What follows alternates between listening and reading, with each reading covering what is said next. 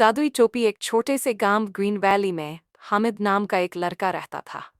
वह एक गरीब मोची का सहायक था, लेकिन उसका दिल बड़ा और ख्वाब ऊंचे थे। एक दिन जब वह जंगल में लकड़ियां इकट्ठा करने गया, तो उसे एक पुरानी फटी हुई टोपी एक पेड़ की टहनी पर लटकी हुई दिखाई दी। जिज्ञासावश उसने टोपी उठाई और पहन ली। जैसे ही उसने टोपी पहनी, आसपास की दुनिया चमक उठी।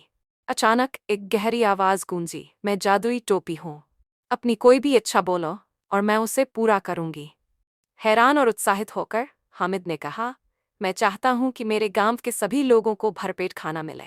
टोपी चमकी और उसके सामने खाने से भरी टोकरियां प्रकट हो गई। हामिद फौरन वह खाना गांव ले आया और सब में बांट दिया। पूरे गांव में जादुई टोपी की चर्चा होने लगी और हामिद हीरो बन गया। हामिद ने टोपी का उपयोग हमेशा अच्छे कामों के लिए किया। उसने गरीबों को घर दिलाए, बीमारों का इलाज कराया और बेरोजगारों को काम दिया। लेकिन एक दिन जहीर नाम के एक लालची व्यापारी ने हामिद को धोखे से टोपी दे दी।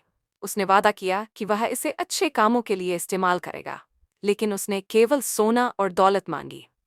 टोपी, जो लालच सहन नहीं कर सकती थी, धीरे धीरे सिकुड़ने लगी और अंत में गायब हो गई। जहीर खाली हाथ रह गया।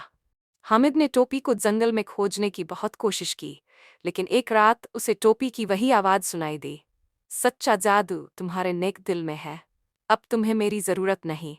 इसके बाद हामिद पूरे गांव में दयालुता और उदारता की मिसाल बन गया। गांव तरक्की करने लगा, क्योंकि हामिद ने सभी को प्यार और बांटने का असली मतलब समझा दिया था।